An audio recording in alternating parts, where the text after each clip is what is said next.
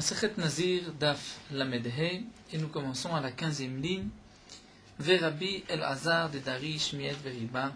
Nous avons vu dans le Daf précédent la marloquette entre les Chachamim et Rabbi El-Azar.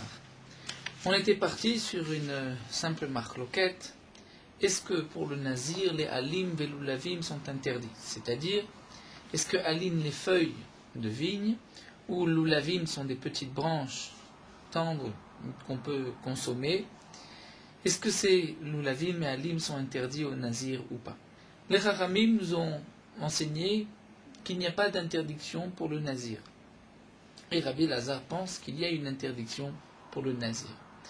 Quelle était leur marloquette? C'est comment être Doresh, les psukim qui sont apportés à propos du Nazir, puisque d'abord pour le Nazir, la Torah précise les interdictions, le vin, le vieux vin, le vin nouveau, le vinaigre, le raisin frais, le raisin sec. Ensuite, la Torah, donc ça c'était les pratim, ensuite la Torah reprend Mikol, Asher Yaseh Migefenayain, c'est le klal, la Torah interdit tout ce qui provient de la vigne. Et ensuite la Torah reprend avec des pratim, les chartzanim ve'adzag, le pépin et la peau du raisin. Donc nous avons un prat, un klal et un prat.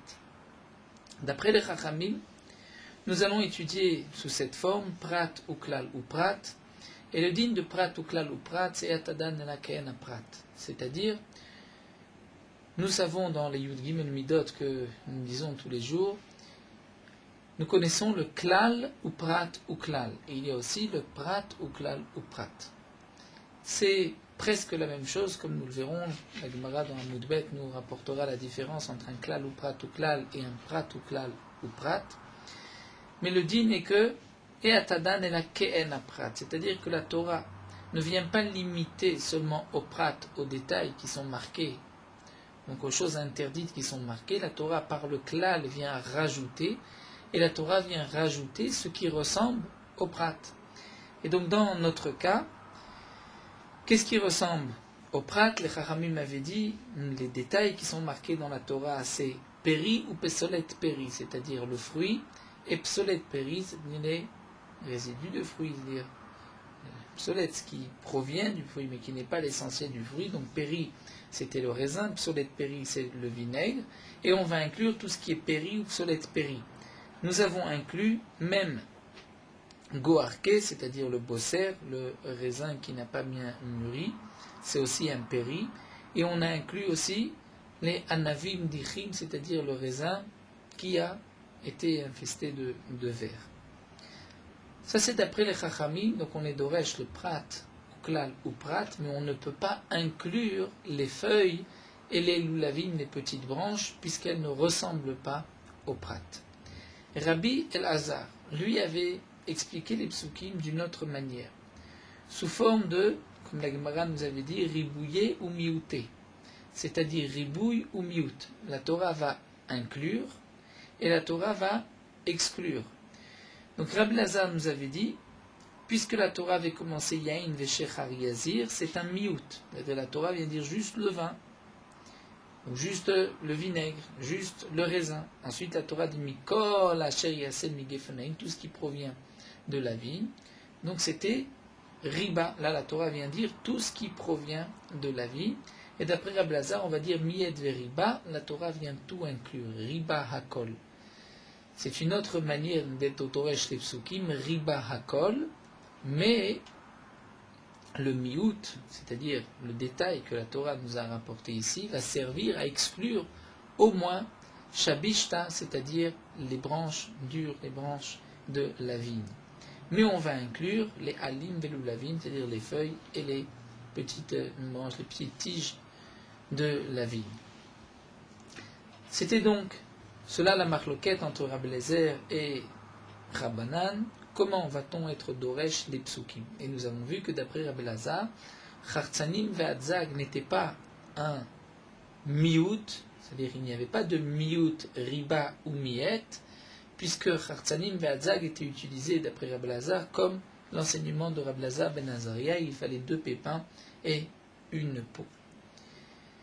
La Gemara avait enseigné un autre point important, c'est que, d'après les Chachamim, on avait besoin ici, dans le Nazir, de cette précision Mechartsanim ve'adzag, pour te dire qu'ailleurs, lorsque tu trouves le prat et klal, tu ne vas pas dire qu'en a prat tant que tu n'as pas encore un prat. C'est-à-dire, si j'ai juste prat ou klal, je vais dire prat ou klal, je n'ai dans le prat, je n'ai pas que le prat, j'ai tout le klal. Le klal vient rajouter sur le prat. Inversement, lorsque nous avons klal ou prat, c'est-à-dire la Torah va nous dire tout est interdit, ensuite la Torah précise, on va dire l'interdiction, ce n'est pas tout, c'est juste ce qui a été précisé. Si c'est l'inverse, d'abord la Torah donne des détails, ensuite la Torah dit et tout est interdit, c'est que tout est interdit. Lorsque nous avons prat ou klal ou prat, c'est là que nous allons limiter ce que nous apprenons. Donc le klal ne vient pas tout inclure, mais inclure seulement ce qui ressemble au prat. Puisque le klal, son intention klal, lorsque la Torah dit tout, c'est d'inclure, le prat, le détail, c'est d'exclure, c'est-à-dire juste ce qui est marqué. Donc nous allons dire on va inclure, mais seulement ce qui ressemble au prat. Nous avons besoin donc de toutes ces notions que nous allons retrouver dans le DAF d'aujourd'hui, puisque aujourd'hui nous allons étudier et discuter de toutes ces midot de prat ou klal. La Gemara posera des tas de questions et quelles sont les différences entre ces possibilités de drashot. Mais tout d'abord, la Gemara se penche sur Rabbi Elazar. Rabbi Elazar de Darish mi'et veriba. D'après Rabbi Elazar, puisqu'on voit qu'on est doresh à propos du nazir, sous cette forme de mi'et veriba. La Torah avait mi'et, donc exclu, ensuite riba, inclus. Ce n'était pas comme prat, le détail et le klal, puisque lorsque nous avons un prat et un klal, nous avons dit que, d'après tout le monde, prat ou klal, c'est que la Torah vient tout inclure, tout comme le klal. Le klal devient mosif à la prat et va tout inclure. Lorsque nous avons un miet veriba, c'est vrai que riba kol, mais le miou devient quand même exclure, et nous avons vu exclure le shabishta, les branches épaisse de la vie. Donc la Gemara se tourne vers Rabbi Elazar et demande Rabbi Elazar qui comprend mied veriba, prat ou klal ou prat menale. D'où est-ce que c'est Rabbi Elazar ce principe de prat ou klal ou prat? D'après Rabbi Elazar, d'où est-ce qu'on apprend, d'où est-ce qu'on vient ce prat ou klal ou prat? La question de la Gemara n'est pas si facile et nous avons ici un Tosfot qui nous explique la question de la Gemara, parce que tout d'abord on pourrait dire que nous avons vu que les Chachamim ne sont pas d'accord avec cette manière qu'avait Rabbi Elazar d'être doresh le pasuk mied veriba. C'est que les Chachamim ne sont pas d'accord. On va étudier plutôt sous forme de prat ou klal ou prat. Donc peut-être que Rabbi Elazar lui n'est pas d'accord avec les Chachamim et pense qu'on apprend sous forme de mied veriba et non pas de prat ou klal ou prat. Donc pourquoi la Gemara pose la question à Rabbi Elazar, d'où est-ce qu'il sait, où est-ce qu'on a vu le prat ou klal ou prat? Tosfot va d'abord répondre et nous dire que si vraiment Rabbi Elazar était en marloquette avec les Chachamim, donc chaque fois qu'on est doresh dans le chasse, klal ou prat ou klal, Rabbi Elazar devrait intervenir et dire je ne suis pas d'accord, on n'est pas doresh klal ou prat ou klal, de la même manière qu'on n'est pas doresh le prat ou klal ou prat, on ne va pas être doresh le klal ou prat ou klal. Si Rabbi Elazar n'est pas doresh, n'accepte pas une mida, l'autre aussi, puisqu'elles se ressemblent comme nous le verrons. Et donc Rabbi Elazar devrait intervenir à chaque fois, et on voit que ce n'est pas le cas. Donc puisque Rabbi Elazar n'intervient pas, on est d'accord. On pense que Rabbi Elazar est d'accord avec les Chachamim. Et donc la Gemara s'étonne et pose la question à Rabbi Elazar, où est-ce qu'on a vu, d'après Rabbi Elazar, cette dracha de prat ou klal ou prat? Tosfot rajoute une autre explication. C'est vrai que c'est un peu plus compliquée, mais elle est importante. Elle est importante dans notre nappe d'aujourd'hui. Si on peut dire, à part ce petit pile-poule que va nous faire Tosfot, le reste sera beaucoup plus facile. Tosfot va nous expliquer, c'est en vérité sur le Tosfot Rabbi Elazar, à partir de Iname Omeri, c'est à la 7e ligne des grandes lignes de Tosfot. Où Tosfot nous dit que nous sommes obligés de dire qu'ailleurs, Rabbi Elazar est d'accord avec le principe de prat ou klal ou prat. Pourquoi? si généralement, lorsque nous avons prat ou klal ou prat, c'est-à-dire la Torah donne un détail, la Torah est collée, tout, ensuite la Torah revient dans les détails. Si on dit que Rabbi Lazar dans ce cas-là est d'oresh sous forme de miout, riba ou miet, eh bien, à propos du nazir, Rabbi Lazar aurait dû être aussi d'oresh miet, veriba ou miet. Nous avons vu que, à propos du nazir, Rabbi Lazar tenait compte du miout, c'est-à-dire ce que la Torah avait limité au début, le raisin, le vin, le vinaigre. Ensuite, il y avait le ribouille, tout ce qui provient de la vie. Mais Rabbi Lazar n'avait pas tenu compte de Chartzanim ve'adzag, c'est-à-dire du dernier miout, qui sont les pépins et la peau du raisin. Pourquoi Rabbi Lazar n'en a pas tenu compte? Nous avons dit, parce que Rabbi Lazar pense comme Rabbi Lazar ben Azaria, que ce passouk est utilisé pour nous enseigner qu'il faut 2 pépins et une peau. Eh bien, si vraiment Rabbi Lazar pensait qu'il n'y a pas de prat ou klal ou prat, mais que c'est toujours miyet, veriba ou miyet, eh bien Rabbi Lazar aurait dû aussi dans ce cas-là étudier, non pas comme Rabbi Lazar ben Azaria, mais utiliser le Chartzanim ve'adza comme étant un dernier miout, et on aurait eu miyet, veriba ou miyet. Donc de là, on est obligé de déduire que Rabbi Lazar n'accepte pas, on va dire, le principe de miyet, veriba ou miyet. Donc lorsque nous avons dans la Torah, une fois où la Torah nous donne un détail, où la Torah nous dit c'est tout, ensuite la Torah reprend avec les détails, je ne vais pas dire d'après Rabbi Lazar que c'est miyet, veriba ou miyet, je vais être obligé de dire que c'est prat ou klal ou prat. Pourquoi? Et là c'est un grand chidouche que nous donne le riz, c'est que miyet, veriba ou miyet n'existe pas, ce n'est pas une mida qui existe dans la Torah, c'est ce qu'on prouve ici de Rabbi Elazar. Et donc, même si Rabbi Elazar est d'accord que généralement on va apprendre prat ou klal ou prat, malgré tout, à propos du nazir, Rabbi Elazar va nous enlever le dernier verat, c'est-à-dire Chartzanim Badzak va étudier comme Rabbi Elazar ben Azaria, et va garder le miyet veriba. Pourquoi? Tosfot nous explique, parce qu'étant donné que ailleurs, Rabbi Elazar va d'après le riba ou miyet, ou bien miyet veriba, ou encore Rabbi Elazar accepte le riba, miyet, veriba, mais pas l'inverse, miyet, riba, veriba, miyet, ça Rabbi Elazar ne l'accepte pas. Donc maintenant, lorsque nous avons un prat ou klal ou prat, nous allons généralement étudier le prat ou klal ou prat, puisqu'en général, Rabbi Elazar, c'est vrai qu'il accepte le principe de prat ou klal ou prat, ça nous l'avons prouvé.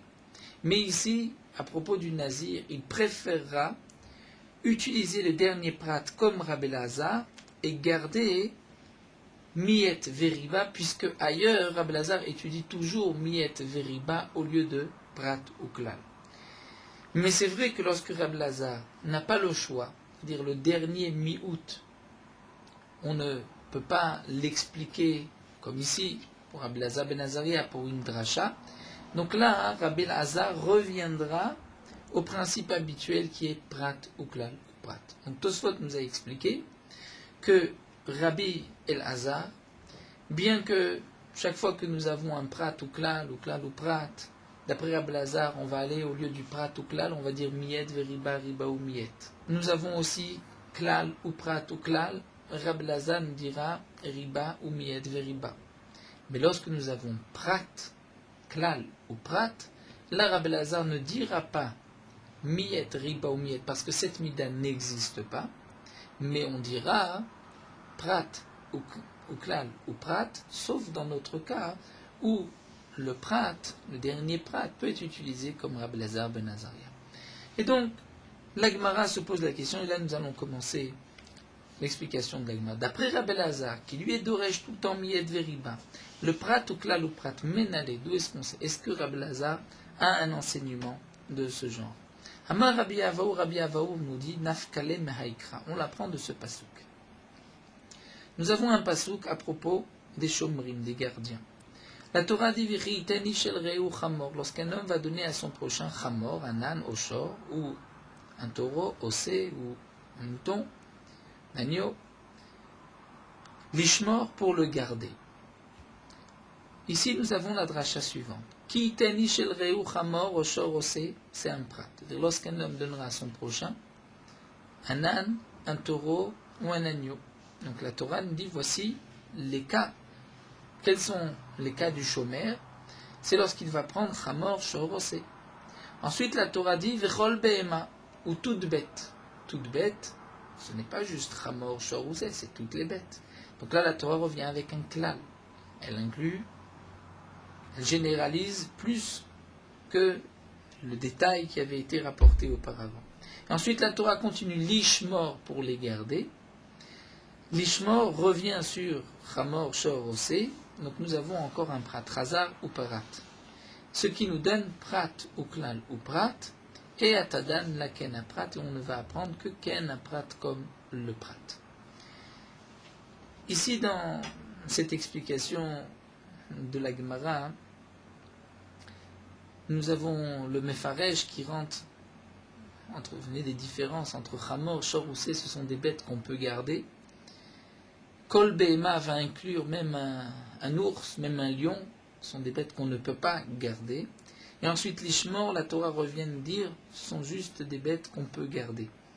Donc là, la question est de savoir, est-ce qu'on va inclure toute bête ou juste une bête qui peut être gardée? C'est-à-dire, est-ce que le chômeur est responsable seulement lorsque c'est une bête qu'il peut garder? Le gardien est-il responsable de garder la bête seulement lorsque la bête, il peut vraiment la garder? Il y a des bêtes qu'on ne peut pas garder.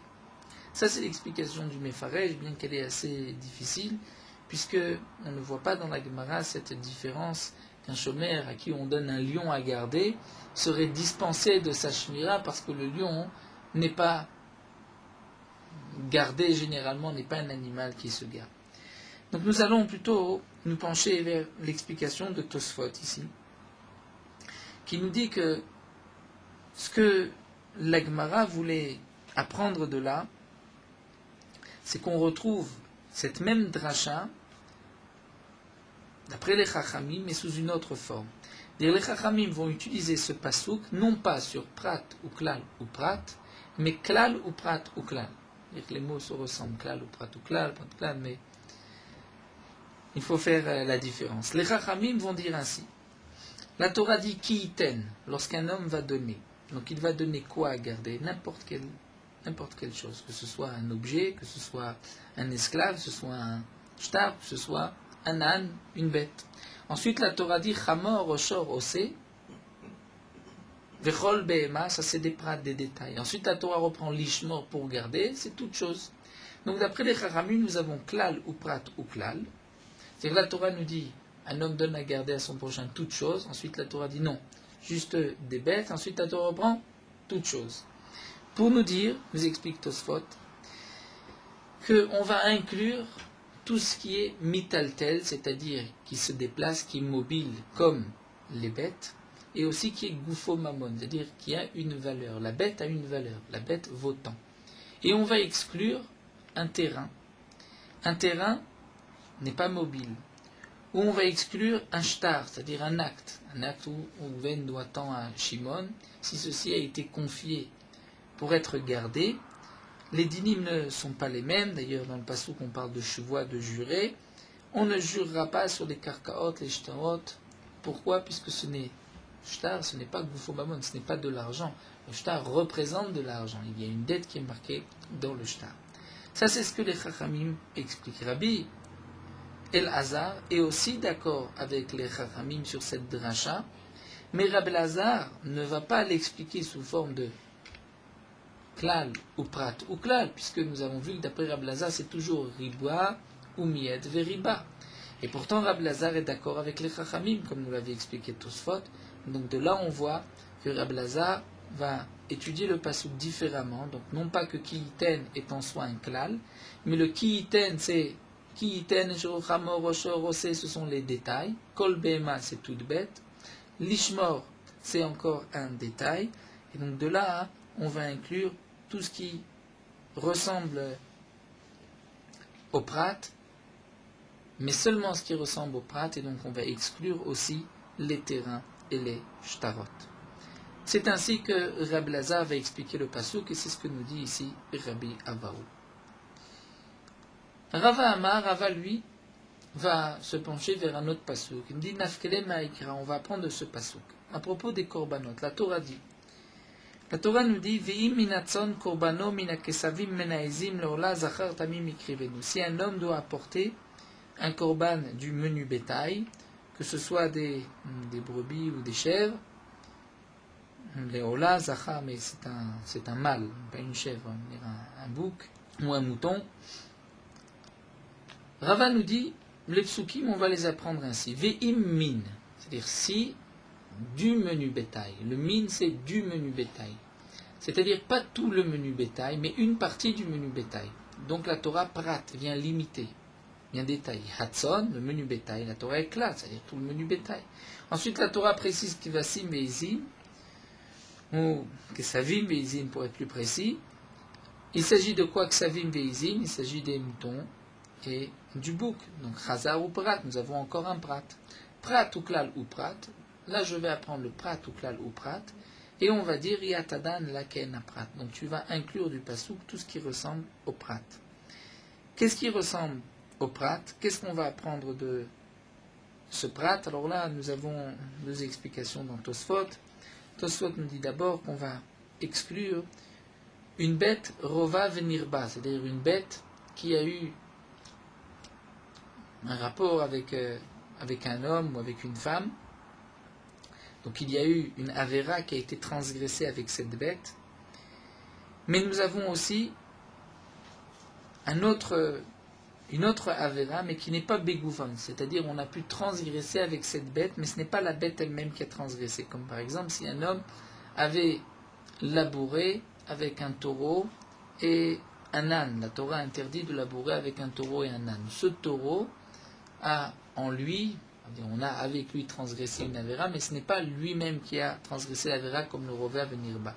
Donc on va inclure ken aprat, c'est-à-dire ce qui ressemble ken aprat, et lorsque la avéra ne s'est pas faite avec la bête même, mais grâce à la bête, c'est-à-dire une bête à laquelle on a transgressé parce qu'on l'a fait labourer avec un âne, cette bête sera cachée comme korban. Mais une bête rova venir bas, avec qui un homme va transgresser, une avéra, là, on ne pourra pas les utiliser. Ça, c'est le Kain Aprat. C'est une première explication de Tosfot, mais Tosfot s'étonne parce que dans le Passouk, on n'entend pas la différence. C'est-à-dire, Savim veizim, ça reste la même bête, qu'il y ait une avéra begoufan ou pas begoufan. Tosfot termine et nous donne cette explication, c'est que le minatson vient exclure l'âge d'une bête, puisque dans les korbanot, nous avons pour certains korban une bête qui doit être de 1 an, une bête qui doit être de 2 ans, tout dépend des korbanot. Lorsqu'on dit min, le min vient dire pas toutes les bêtes, c'est-à-dire on exclut une bête qui a 2 ans. Parce que les kevassim, en général un mouton, c'est toujours un mouton d'1 an. De même, un bouc, lorsqu'on dit un bouc aise, c'est aussi 1 an, pas plus. De même encore, on voit le Baal Moum, celui qui a un défaut. Et donc on dira ainsi, puisque la Torah précise, c'est-à-dire seulement une bête qui a 1 an. Ensuite la Torah dit tson, c'est-à-dire toutes les bêtes. Toutes les bêtes, ça voudrait dire même si elle a plus de 2 ans. Ensuite la Torah vient dire non, kvasim veizim, c'est-à-dire seulement si elle a 1 an. Donc on va inclure toute bête qui ressemble au prat, même une bête qui a 2 ans, mais on va exclure une bête qui a un défaut. Ça, c'est la dracha que nous explique Tosfot, c'est-à-dire le prat, on va garder, même si dans le prat, ce sont que des bêtes qui ont 1 an, mais on va dire on inclut tout ce qui ressemble. Donc c'est la même bête, seulement à un âge différent. Grâce au klal, on va inclure. Qu'est-ce qu'on va exclure? C'est une bête qui a un défaut. Donc ici, on revoit, d'après l'explication donc, de Tosfot, que Rabbi Lazar sera d'accord avec ce principe de prat ou klal ou prat. Hamale Rabbi Yehuda Midiskrata le Rava, Rabbi Yehuda Midiskrata s'étonne et pose la question à Rava, il lui dit, mais ton limoud, ta dracha de prat, ou klal ou prat, que tu apprends des korbanot, tu viens apprendre du pasuk yud, alors que dans le pasuk bet, de la même paracha, on pourrait dire la même dracha. Pourquoi ne l'as-tu pas fait de là-bas? Velelef minahden kra, on devrait l'apprendre de ce pasuk-là. C'est marqué. Au début de la paracha, Adam qui écrit Mikem Korban Hashem, Mina Bema, Mina Bakar, Mina Tzon, Takrivu et Korban Hashem. Donc on pourrait dire Min Habema. Min, c'est de la bête, pas toutes les bêtes. Donc le min, c'est un prat, bien limité, détaillé. Min prat, Habema, klal, c'est toutes les bêtes. Ensuite la Torah dit Bakar Vatson, le gros bétail, le menu bétail, donc Chazar ou prat. Ensuite la Torah revient et ne dit pas toutes les bêtes, mais une partie seulement. Quelles sont les bêtes qu'on va exclure? On va exclure la bête sauvage, puisque la bête sauvage n'est pas, on va appeler Bakar Vatson. Ce n'est pas Mina Behema, bien que, comme nous allons voir, généralement la Behema, c'est aussi, lorsqu'on dit dans la Torah une Behema, c'est pas juste une bête domestique, c'est même la bête sauvage, mais le Min et le Bakar Vatson vont limiter, nous dire seulement une bête domestique et pas une bête sauvage. Donc voici du même pasouk qui est rapporté juste avant, on pourrait dire Prat ou klalo prat et atadan laken à prat, et donc on va inclure seulement une bête domestique et pas une bête sauvage. Tosfot n'est pas tout à fait d'accord avec cette explication d'exclure la bête sauvage, parce que Tosfot nous dit si c'est ainsi, on ne va pas inclure ce qui ressemble, nous n'avons rien à inclure de ce qui ressemble comme le prat. C'est pour cela que Tosfot va nous proposer qu'on va quand même inclure le shor habar, c'est-à-dire le taureau sauvage, même si c'est une bête domestique, mais puisqu'elle se trouve généralement avec les bêtes sauvages, j'aurais pu croire que c'est une bête sauvage et elle n'est pas kshera pour le korban, donc la Torah vient nous dire ici non, elle est kshera pour le korban, et nous allons l'inclure de ce prat ou klal ou prat, donc on va exclure la bête sauvage, mais on va inclure le taureau sauvage. Amarle, Rava répond, lui dit non. Minhaï le kalemashma mina, de ce pasouk, je ne pouvais pas faire cette déduction de prat ou klal ou prat. Pourquoi? Deime atamava mina, parce que si c'est de ce pasouk, je n'aurais pas pu exclure la chaya de Behema. Pourquoi?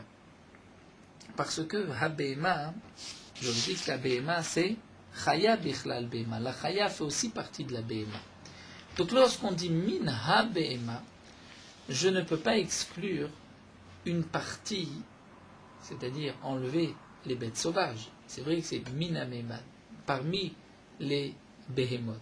Si les behemoth, c'est les bêtes domestiques et les bêtes sauvages, lorsque je vais diminuer un prat, je dois faire un prat dans les bêtes domestiques et dans les bêtes sauvages. Je ne peux pas faire un prat et enlever une partie de l'explication de Behema. J'aurais pu effectivement enlever une partie des bêtes domestiques, une partie des bêtes sauvages, mais enlever complètement les bêtes sauvages, ça je ne peux pas. Donc, nous dit Rava, puisque Chaya Bichlal Behema, je ne peux pas, en disant le min ha Behema, je ne peux pas l'enlever.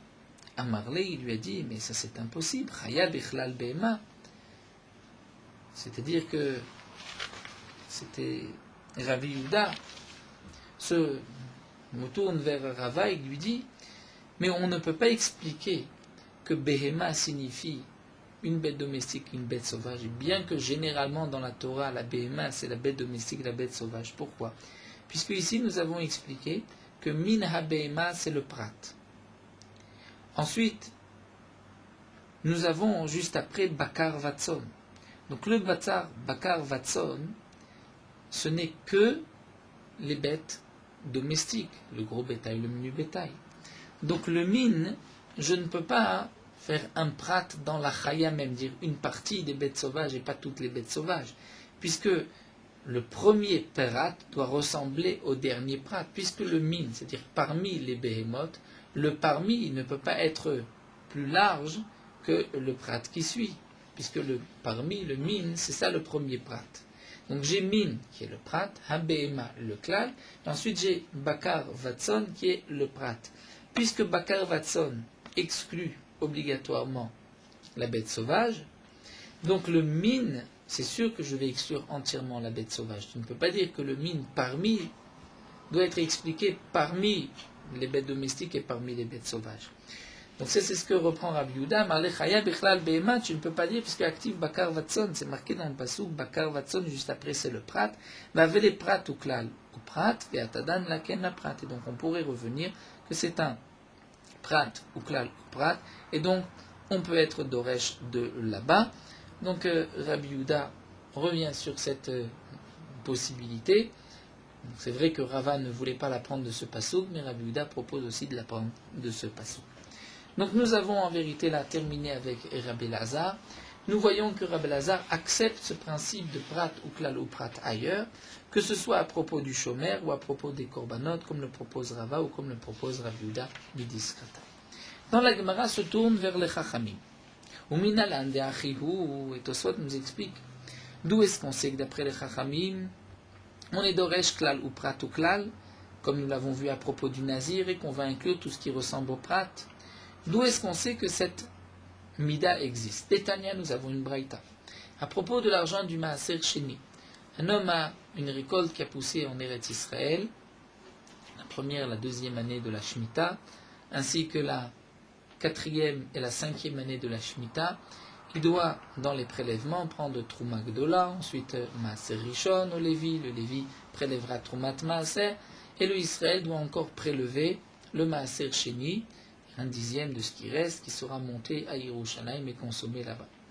Si un homme habite loin de Yerushalayim, il pourra transférer la Kedusha du Maaser Sheni sur de l'argent, et avec cet argent, il montera à Yerushalayim, et il achètera là-bas des aliments, tout ce qui peut être mangé et consommé, et il les mangera dans la Kedusha de Maaser Sheni. Et donc la Torah nous dit, avec l'argent du Maaser Sheni, venatata kesef, tu mettras l'argent, tu achèteras avec cet argent, bechol asherta venafshecha, tout ce que tu désires. Ensuite la Torah dit, babakar batson bayain bashechar, c'est-à-dire le menu bétail, le gros bétail, le menu bétail, le vin, l'alcool, ou bechol asherta nafshecha, tout ce que ton âme désire. Donc là la Torah commence par un klal. Tu utiliseras de l'argent, bechol asherta venafshecha, tout ce que tu veux, tout ce que ton âme désire. Ensuite, c'est marqué, donc ça c'est un klal. C'est-à-dire que tu peux acheter tout, pas seulement ce qui se mange. Ensuite, babakar ou batsanu bayain bashechar, la Torah précise, le gros bétail, le menu bétail, le vin, l'alcool, prat. Là, la Torah nous dit, c'est seulement ces cas-là, peut-être pas autre chose. Ensuite, la Torah revient, ou bechol asherta nafshecha, tout ce que ton âme réclamera. Donc, chazar ou klal, nous avons encore un klal. La Torah dit, tu peux prendre tout. Donc, klal ou prat ou klal, comment va-t-on être doresh? Et atadan la ken prat. Tu vas pouvoir inclure et acheter avec l'argent du Maaser Sheni uniquement ce qui ressemble au prat marqué dans la Torah. Comment on va être doresh? On va dire ma prat mefourash périmipri. Le prat, c'est mefourash. C'est quoi? C'est bakar vatson. Bakar vatson, c'est primipri, puisque c'est une bête qui naît d'une autre bête. Donc c'est le fruit d'un fruit. Vegidoule karka, et on voit aussi que c'est gidoule karka, c'est-à-dire que ça pousse sur la terre, ou ça grandit sur la terre, puisque la bête grandit sur la terre. Même yain veshecha, ça pousse sur la terre, c'est primipri, ça c'est évident. Donc on dira afkol primipri vigdoule karka. Tu peux inclure et acheter avec l'argent du Maaser Sheni tout ce qui est primipri. Donc on va inclure même des oiseaux. Tu pourras acheter de la volaille, des oiseaux, ça s'appelle aussi primipri, ça naît d'un autre fruit, c'est-à-dire d'un autre oiseau. Vegidoule karka, et ça grandit sur la terre, ça se nourrit sur la terre. Mais on va exclure, comme l'explique ici Tosfot, les poissons par exemple, ou le sel, puisque les poissons et le sel ne sont pas primipri et ne poussent pas sur la terre, dans l'eau. Donc nous avons ici un cas d'un klal ou prat ou klal, et nous voyons que d'après les chachamim, on apprendra donc ke'en à prat. Là nous avons terminé pour ces premières drachot entre Rabbi Eliezer et les chachamim, et là nous allons nous pencher sur des petites questions que la Gemara, comme dit Tosot, agav gara, au passage, la Gemara va définir un petit peu ces notions de klal ou prat. Nous allons poser quelques questions pour qu'on puisse bien comprendre ces principes-là. La Gemara nous dit mirde, puisque klal ou prat ou klal, ke'en prata daininan. La Torah, lorsqu'elle nous marque un klal, prenons l'exemple du Maaser Sheni, on pourra acheter tout ce que tu désires. Ensuite, la Torah dit prat, le gros bétail, le menu bétail. Ensuite, la Torah revient avec un klal et tout ce que ton âme demande. Ceci vient inclure ken à prat, c'est-à-dire tout ce qui ressemble au prat. Alors demande la Gemara, si c'est ainsi, alors klala batra mayahane, à quoi sert le dernier klal? Puisque de toutes les manières, je vais limiter, je ne vais pas tout inclure, je vais limiter seulement ce qui ressemble au prat. Donc à quoi sert le dernier klal? La Gemara répond, la réponse évidente que nous savons déjà, en vérité, ahane le osoufe kol de damele. C'est-à-dire, le klala batra mayane, à quoi il sert? Il sert pour rajouter tout ce qui ressemble au prat. C'est-à-dire, si je n'avais eu que klal ou prat, si la Torah m'avait dit, tu pourras acheter avec le maaser sheni tout ce que ton âme désire. Ensuite, la Torah dit, le menu bétail, le gros bétail. Eh bien, nous avons la mida suivante, klal ou prat, en baklal et la maché beprat. C'est-à-dire, en vérité, la Torah limite au détail et je ne peux rien inclure de plus. Puisque la Torah nous marque ensuite un autre klal, c'est que là, la Torah vient dire, tu pourras inclure tout ce qui ressemble au prat, même s'il n'est pas marqué, dont, par exemple, les oiseaux, comme nous l'avons vu. Une autre question que la Gemara nous pose. Vetu, prat ou klal ou prat? C'est d'après les Chachamim, par exemple, dans le Nazir, c'était un prat ou klal ou prat. Le prat, c'était le vin, la vigne, le vin, le raisin, le vinaigre. Le klal, c'était tout ce qui sort de la vigne. Et le prat, c'était les pépins. Là, on dira, Ken prat daininan. Alors la Gemara s'étonne. Prata bratra'a mayane. À quoi sert le dernier prat? Si on avait juste prat ou klal, c'était suffisant. La Gemara répond non. Ilav prata batra'a. Si je n'avais pas le dernier prat, c'est-à-dire si je n'avais pas prat ou klal ou prat, je n'avais que prat ou klal, eh bien, on aurait dit ainsi. Ava minana, c'est klal mosif à la prat. Que le klal vient maintenant rajouter sur le prat, et il vient rajouter tout, et on aurait pu même rajouter les feuilles et les petites tiges de vigne. Donc la Gemara a bien défini le principe de klal ou prat ou klal, et le principe de prat ou klal ou prat. Et nous avons vu que si on avait juste klal ou prat, donc on va limiter le klal juste au prat, à ce qui est marqué dans la Torah. Inversement, si nous avons le prat ou klal, on va dire que le klal vient rajouter sur le prat. Bien sûr, on se posera la question, mais lorsque nous avons klal ou prat, je n'ai dans le klal que le prat. Alors pourquoi la Torah nous a marqué le klal? Puisqu'en fin de compte, le klal, je n'en ai pas besoin, je n'ai que ce qui est marqué. Ça, c'est une question que Tosfot nous pose en bas, vers le dernier Tosfot. Et Tosfot répond à cette question, il nous dit que de peur, si je n'avais pas eu ce klal, eh bien, j'aurais peut-être pu apprendre une Xerashava de Matzinu et rajouter sur les détails marqués dans la Torah. Donc c'est pour cela que j'ai d'abord un klal et ensuite un prat pour me dire ce n'est que ces choses précisées dans la Torah et pas d'autres prat. Inversement aussi, lorsque j'ai le prat et le klal qui vient, le klal inclure tout, alors on se posera la question, alors pourquoi la Torah a détaillé, puisqu'en fin de compte c'est tout. Tout fait partie de ce que la Torah voulait nous dire. Donc là aussi, Tosfot nous dit, c'est pour ne pas que nous allons apprendre par une Xerashava ou un Kalvachomer pour limiter. Donc là, la Torah dit non, je te marque le prat et le klal pour te dire que là, il n'y a pas de limite, je vais tout inclure. La Gemara continue et nous dit, puisque en fin de compte, comme nous venons de le voir d'après les Chachamim, mirdetren klalé ou praté, veten praté ou klalé. Est-ce que nous avons deux klal et un prat, ou deux prat et un klal? C'est toujours la même chose qu'en prata daininan. Comme nous l'avons vu, ici on avait klal ou prat ou klal, comme dans le cas du maaser sheni, ou prat ou klal ou prat, comme dans le cas du nazir.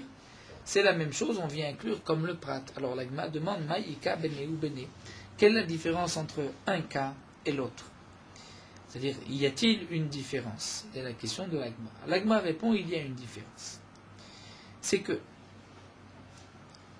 Ika, voici la différence. Dilo tarten klali ou praté. Lorsque j'ai deux klal et un prat, c'est-à-dire klal ou prat ou klal comme dans le maaser sheni, je vais dire ainsi, je vais inclure comme le prat. Ika prata de damele. Si j'ai un autre détail qui ressemble au prat, afilu bechatzat, même s'il ne ressemble que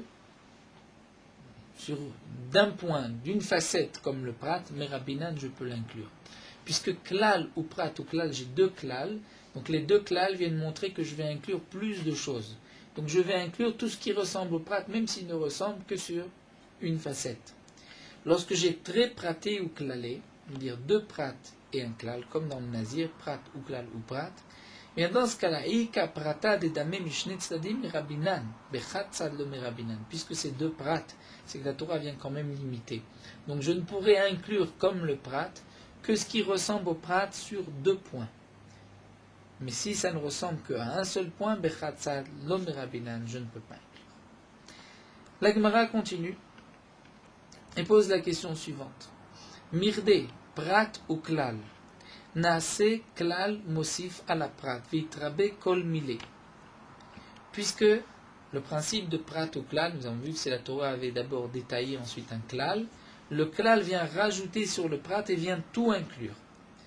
Et nous savons aussi que miet veriba, nameriba akol, nous avons aussi cette dracha de miet veriba, ou miet veriba, lorsque nous avons un miut et un ribouille, en fin de compte on va dire que riba akol, la Torah vient limiter, exclure, ensuite la Torah vient rajouter, nous dire tout. Donc on dit qu'en fin de compte, riba akol, vitrabe kol mile. Alors quelle différence, maïka ben miet veriba les prat ou klal? Quelle est la différence entre cette dracha et cette autre dracha? La Gemara répond, ika voici la différence, des ilu prat ou klal, mais rabina nafilu alin velu lavin, ou miet veriba ou lavin in alin lo. C'est-à-dire si, pour reprendre le cas du nazir, si on s'était arrêté à miet veriba ou prat ou klal, c'est-à-dire si on n'avait pas utilisé le dernier chartsanim ve'adzag d'après les chachamim, si on avait juste prat ou klal ou miet veriba, il y aurait eu quand même une différence si on apprend dans un sens ou dans l'autre. C'est que lorsqu'on va avec prat ou klal, on va inclure plus de choses. On va inclure même alin ve'lavin, même les feuilles et les petites tiges. Mais si on va dans le principe de miet veriba, on ne pourra inclure que l'ulavin in alindo, c'est-à-dire que les petites tiges, mais pas les feuilles. Tosfot s'étonne sur cette dernière ligne de la Gemara, puisque plus haut, on avait vu que dans Nazir, Rabbi El-Hazar avait étudié les psukim du Nazir sous forme de miet veriba. Et pourtant, Rabbi El-Hazar avait inclus même les feuilles. Et ici, la Gemara nous dit que si on apprend miet veriba, ce n'est que les tiges et pas les feuilles. Alors Tosfot répond simplement que ce n'est pas les mêmes feuilles. Auparavant, on parlait des feuilles qui étaient tendres, qui ressemblaient aux loulavim, à ces tiges, et donc elles étaient, si on peut dire, un plus mangeables. Celles-ci sont incluses du miet veriba. Mais les autres feuilles que nous allons ici exclure, ce sont des feuilles qui sont plus dures et qui ressemblent à la shabishta, c'est-à-dire aux branches de la vigne. Celles-ci effectivement seront exclues, puisque d'après notre Gemara, le principe de miet veriba va moins inclure que le prat ou klal. Tosfot se plonge encore dans beaucoup de comparaisons, puisque Tosfot va nous dire, mais on voit qu'au contraire, dans riba miet veriba, on inclut plus que dans klal ou prat ou klal. Et Tosfot nous rapporte des preuves à cela. Donc comment se fait-il que lorsqu'il y a riba miet veriba, on voit que cette forme de ribouille ou miut inclut plus de choses que klal ou prat ou klal, et ici on voit que lorsque j'ai seulement prat ou klal, par rapport à miet veriba, le prat ou klal va inclure plus de choses. Donc Tosfot nous explique plus en longueur, puisque Tosfot nous rapporte aussi une belle explication de Rashi, c'est que lorsque nous avons un klal ou prat, le prat en vérité vient être l'explication du klal et il vient tout détruire. C'est-à-dire, lorsque la Torah nous dit par exemple, tu peux prendre du maaser sheni, tout ce que tu désires. Ensuite la Torah dit seulement le bétail, le gros bétail, le menu bétail et le vin. Là, si la Torah s'était arrêtée là, la Torah serait venue nous dire il n'y a pas de klal, il n'y a que cela. Donc le klal, on l'oublie, il disparaît.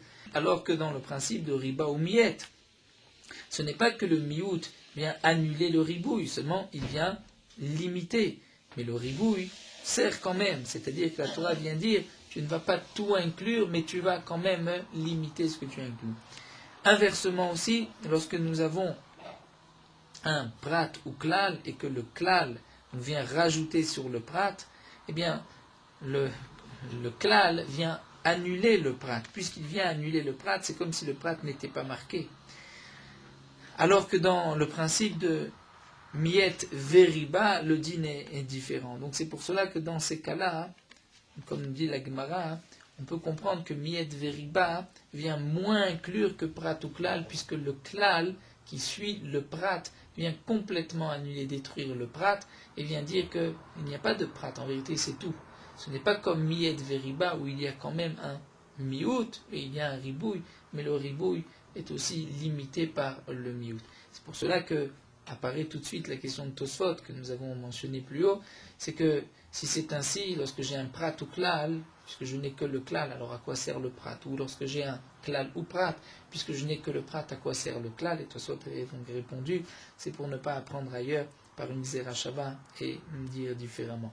Tosfot continuera donc de se plonger dans ces différents. En tout cas, on comprend ce que l'Agma veut nous dire ici. Ce n'est pas comme le Miet Riba ou Riba Miet Veriba ou Klal ou Prat ou Klal, où l'on voit que c'est vrai que le Miet Ribouille, Miot ou Riba vient inclure plus que Klal ou Prat ou Klal. Ici, on voit qu'il vient inclure moins, comme l'explique Tosfot. Nous allons nous arrêter ici. Et c'est vrai que Tosfot reprendra aussi d'après Rabbeinu Tam que le principe de Miet Veriba ou Miet n'existe pas, et d'autres comparaisons encore. Nous allons donc nous arrêter ici à Marabi Avao, et nous prendrons avec une autre Sugia, qui est la Sugia connue de Eter Mitztaref Leisur. Nous poursuivons avec Morot Alacha Daf Lamed He. Le Shabbat, on rajoute aussi les korbanot, le moussaf de Shabbat, on dit Ubiyom à Shabbat Shene Kevasim. Certains n'ont pas l'habitude de rajouter ces psukim, étant donné que nous ne sommes pas encore au korban de moussaf, au moment du moussaf, puisque nous sommes à la tfila de Shacharit, qui est le tamid, qui correspond au tamid, korban tamid, le korban du matin. Le korban moussaf vient donc plus tard. Le Shulchan Aruch marque le jour de Yom Tov et Rosh Chodesh, on ne dira pas non plus les psukim de moussaf de ce jour-là. Étant donné qu'on va les mentionner dans la Kriyat Torah, alors que Shabbat, puisqu'on ne dit pas les psukim de moussaf, on ne les lit pas à la Torah, étant donné qu'il n'y a que 2 psukim, on ne dit pas moins que 3 psukim, donc c'est pour cela qu'on devra les dire, après certains, dans l'ordre des korbanot avant Hodou. Le Rama écrit que certains ont l'habitude de mentionner les psukim de moussaf de Rosh Chodesh, et c'est aussi le minag, on dit le Rama, pour ainsi proclamer que c'est aujourd'hui Rosh Chodesh. Mais le jour de Yom Tov, ce n'est pas nécessaire de prononcer les psukim du moussaf pour proclamer que c'est Yom Tov, puisque les gens savent déjà depuis la veille que c'est aujourd'hui Yom Tov. Le Shulchan Aruch nous dit que lorsqu'on termine la paracha de Ola, du Korban Ola, il est bon de dire le Yehi Ratzon, dire que ce soit la volonté d'Akadosh Baruch Hu, comme si les paroles du Korban Ola, les psukim, c'est comme si on avait sacrifié un Korban Ola. De même, on dira après le Korban Mincha, Korban Shlamim, étant donné que ce sont des korbanot qu'on peut offrir en cadeau. Les poskim disent que le Shabbat, on ne pourra pas dire de Yiratzon, puisque Shabbat, on n'offrait pas au Beth Amikdash de korbanot nedava. Après avoir dit la paracha du Tamid, la Ktoret et la Mahara, on dit Ribon Olamim, tu nous as ordonné de sacrifier le Korban Tamid en son temps, comme c'est marqué dans les Sidurim.